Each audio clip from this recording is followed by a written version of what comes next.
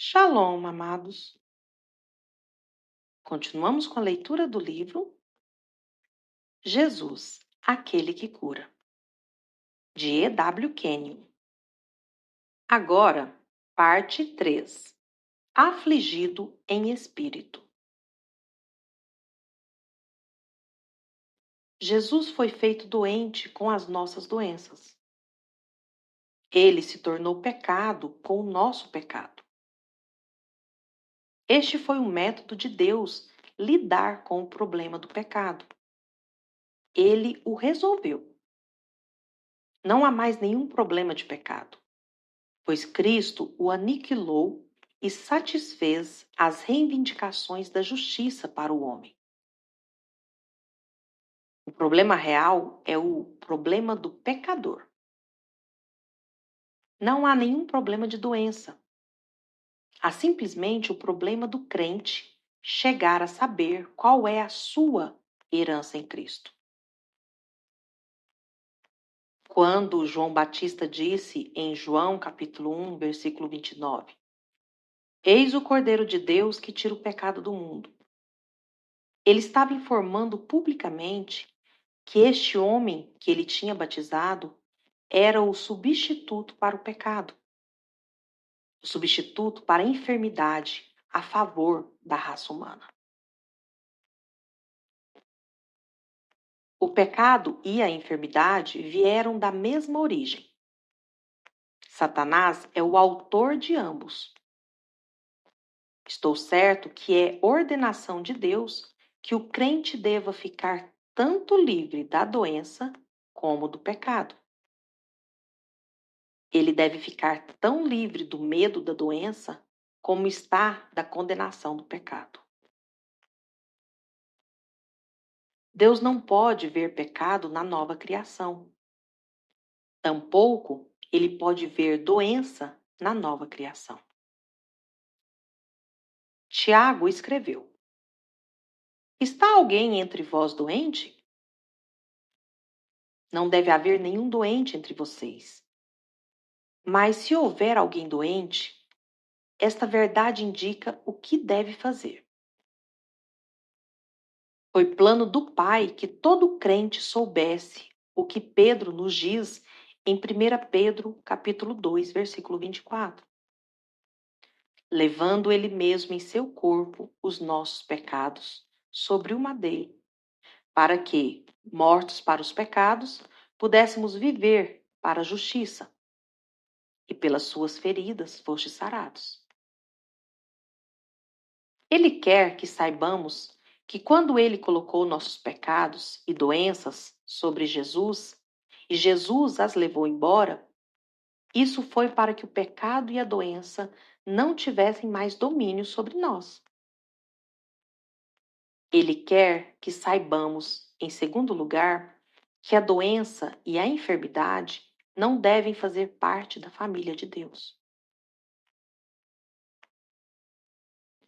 Se é que pudesse haver alguma doença entre nós, isso seria por causa de um baixo estado de entendimento quanto aos nossos direitos e privilégios em nossa redenção.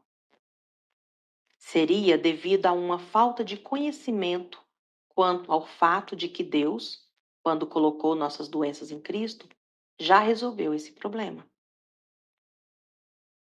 Devemos estar tão livres do medo da enfermidade, assim como estamos livres da condenação do pecado.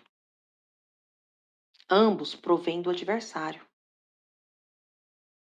Através do novo nascimento, os pecados são todos remidos. A natureza de pecado é substituída pela natureza de Deus. A doença nos deixa da mesma maneira que os pecados.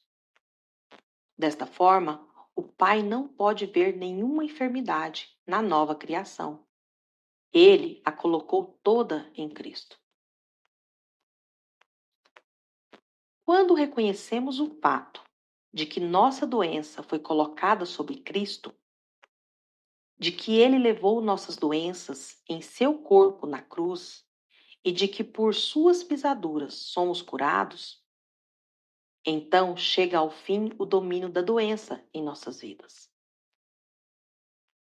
Mas este conhecimento não terá valor algum até que seu coração diga: certamente ele levou minhas doenças e minhas dores, e por suas pisaduras sou curado.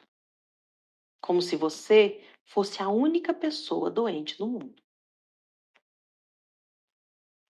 A palavra é como Deus. Ela é eterna. Ela não pode ser destruída. Ele vigia sobre ela para confirmá-la. A sua palavra trouxe o homem à existência.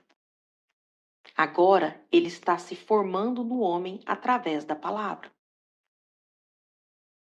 A palavra faz parte dele mesmo e é ela que está mudando a conduta dos crentes e levando-os à harmonia com ele. Ele compartilha a si mesmo conosco. Ele nos dá a sua natureza quando da nova criação. Ele se torna um conosco. Estamos unidos com ele no novo nascimento. Devemos desfrutar desta união. Sua natureza nos dá uma nova capacidade, uma nova visão, e precisamos tirar proveito disso. Sua força é nossa, sua vida é nossa, sua saúde é nossa, sua habilidade é nossa. A doença é obra de Satanás. Quando você fala sobre ela para alguém, você o glorifica. Você ignora o fato de que Deus colocou essa doença sobre Jesus e que ele a lançou fora. A palavra diz que você foi curado. Acostume-se a agir sobre ela. Capítulo 5. O valor da confissão. É necessário que haja uma confissão contínua de nossa redenção do domínio de Satanás e de que ele não mais nos governa por meio da condenação e nem por meio do medo da doença. Nós nos apegamos a esta confissão como a nossa confissão da derrota de Satanás. Nós, crentes, não pedimos para ser curados, porque já fomos curados. Não pedimos para sermos feitos justos, porque já o fomos. Não pedimos para ser redimidos, pois nossa redenção é um fato absoluto. Na mente do Pai, estamos perfeitamente curados e perfeitamente livres do pecado, porque Ele colocou nossas doenças e nossos pecados sobre seu Filho. Ele foi feito pecado com os nossos pecados e doente com as nossas doenças. Na mente de Cristo, estamos perfeitamente curados, porque Ele pode se lembrar de quando foi feito pecado com os nossos pecados, de quando foi feito doente com as nossas doenças. Ele se lembra de quando aniquilou nosso pecado e nossas doenças. Na mente do Espírito Santo, estamos absolutamente livres de ambas as coisas, pois ele se lembra de quando Cristo foi feito pecado e de quando foi feito enfermo. Ele se lembra de quando ressuscitou Jesus dentre os mortos. Cristo ficou, então, livre de nosso pecado e de nossa doença. Ambos foram aniquilados antes de sua ressurreição. A palavra declara que pelas suas pisaduras fomos curados. O problema todo é reconhecermos a absoluta veracidade dessa palavra. Não é correto pedir que ele nos cure, porque ele já fez isso. Esta verdade chegou a mim como um choque quando a observei pela primeira vez. Ele declarou que estamos curados, portanto, estamos curados. O único problema agora é estar em perfeita harmonia com sua palavra. Se ele declara que estamos curados, Então, nossa parte é agradecer-lhe pela obra que já realizou. A renovação da mente. Sinto que devo introduzir outro assunto por um momento, isto é, sobre a renovação de nossas mentes. Somente uma mente renovada pode compreender estas verdades. Seu espírito foi recriado, mas não a sua mente. Até aqui, a mente recebeu todo o conhecimento através dos sentidos, de forma que ela precisa ser renovada. Romanos capítulo 12, versículo 2, diz: E não vos conformeis com este mundo, mas transformai-vos pela renovação do vosso entendimento, da vossa mente, para que experimenteis qual seja a boa, agradável e perfeita vontade de Deus. A mesma verdade nos é apresentada em Tito, capítulo 3, versículo 5, Efésios, capítulo 4, versículo 23 e Colossenses, capítulo 3, versículo 10. Não pelas obras de justiça que houvéssemos feito, mas segundo a sua misericórdia. Nos salvou pela lavagem da regeneração e da renovação do Espírito Santo. E vos renoveis no espírito do vosso sentido, da vossa mente, e vos revistais do novo homem, que, segundo Deus, é criado em verdadeira justiça e santidade. E vos vestistes do novo homem, que se renova para o conhecimento, segundo a imagem daquele que o criou. Esta renovação da mente vem através da meditação e da ação sobre a palavra.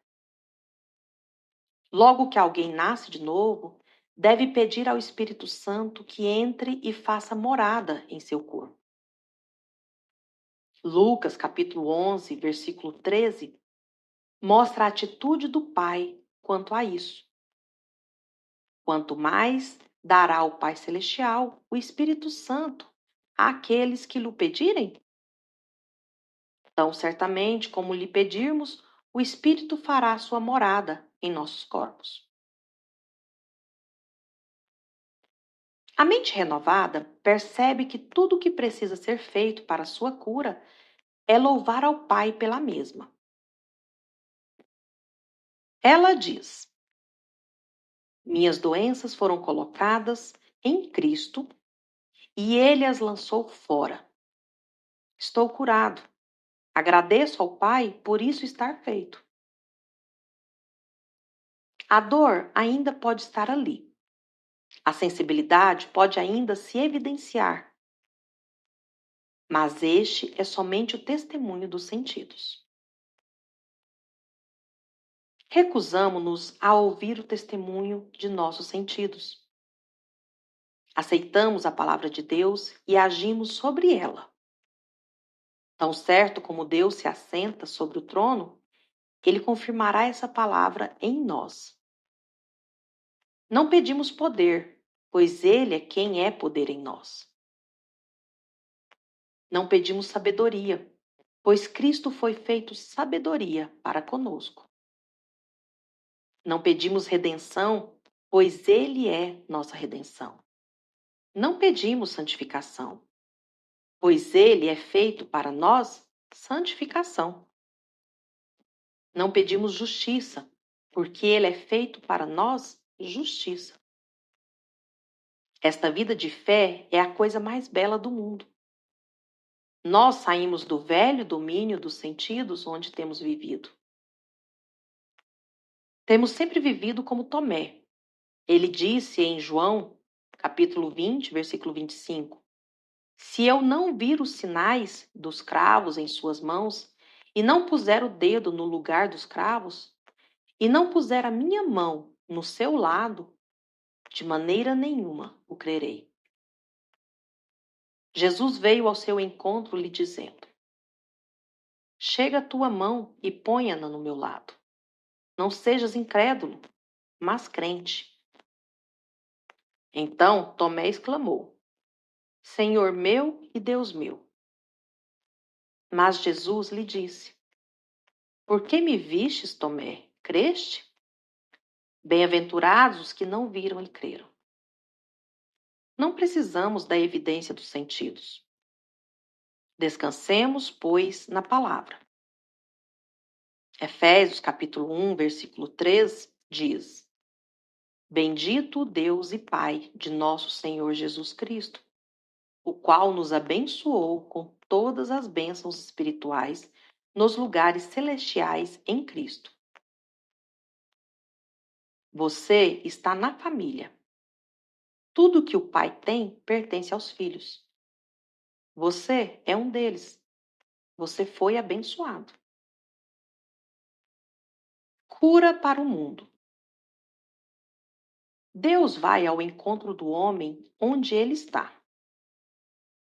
A maior parte das curas que foram realizadas pelos apóstolos e pela igreja primitiva ocorreu entre homens e mulheres que não tinham ainda se tornado cristãos.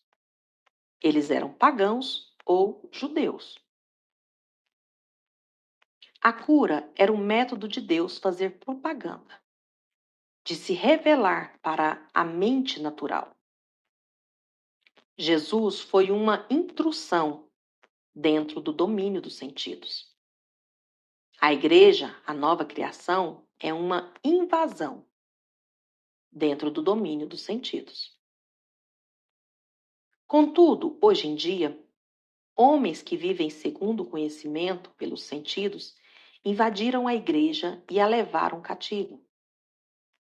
O domínio dos sentidos é o domínio do homem natural, isto é, do homem que crê somente no que pode ouvir, saborear, cheirar, sentir ou ver. A intrusão de Deus dentro desse domínio, na pessoa de seu filho, como cabeça da igreja, foi uma invasão milagrosa. Marcos, capítulo 16, versículos 16 ao 21, nos evidencia isso. Quem crer e for batizado será salvo, mas quem não crer será condenado. E estes sinais seguirão aos que crerem. Nossa confissão nos aprisiona ou nos liberta. Uma forte confissão acoplada a uma ação correspondente na palavra traz Deus para a cena. Manter com firmeza a confissão de uma pessoa, quando os sentidos a contradizem, mostra que essa pessoa está estabelecida na palavra. Uma confissão inspirada por Satanás é sempre perigosa. Lembre-se de que foi ele quem trouxe essa doença e a colocou sobre você.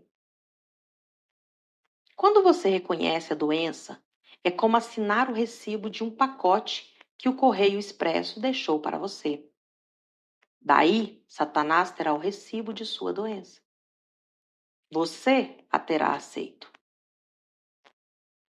O valor da confissão, verdadeiramente ele tomou sobre si nossas enfermidades e nossas dores levou sobre si, este é o recibo de Deus para a nossa perfeita cura. Uma confissão positiva domina sobre as circunstâncias, enquanto que uma confissão vacilante permite que elas governem você. Sua confissão é o que Deus diz sobre sua doença.